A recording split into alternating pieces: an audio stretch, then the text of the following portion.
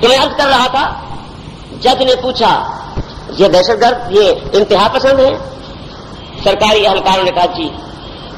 عدالت نے کہا کوئی ثبوت؟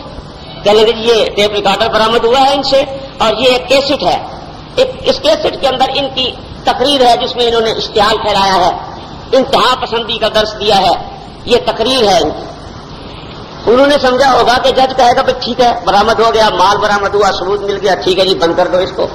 جج نے انہیں کہہ دیا کہ ذرا کیسٹ لگا کے سناؤ تو صحیح، ہے کیا اس میں؟ جب کیسٹ لگا کے وہاں جج نے سنی تو اس کے اندر تلاوت تھی اور کچھ نعتیں تھی۔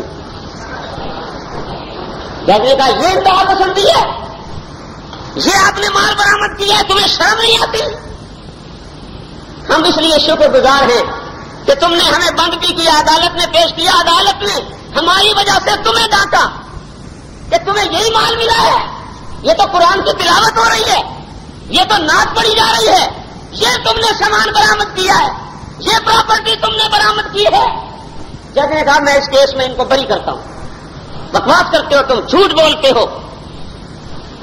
اور پھر دوسرے لوگ پیش ہوئے تو عدالت نے سب کے لیے یہ فیصلہ کر دیا کہ چونکہ حکام کوئی مضبوط قسم کے دلائل، ثبوت، براہین پیش نہیں کر سکے ہیں، لہذا عدالت سب کو 50,000 ہزار روپے کے مچلکوں پر رہا کرنے کا حکم دیتی ہے۔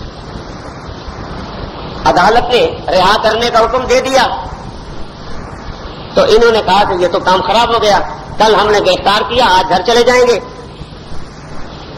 عدالت نے بری کر دیا، لیکن ہمارے مہربانوں نے 30 دن کے لیے نظر بند کر کے جیل بھیج دیا۔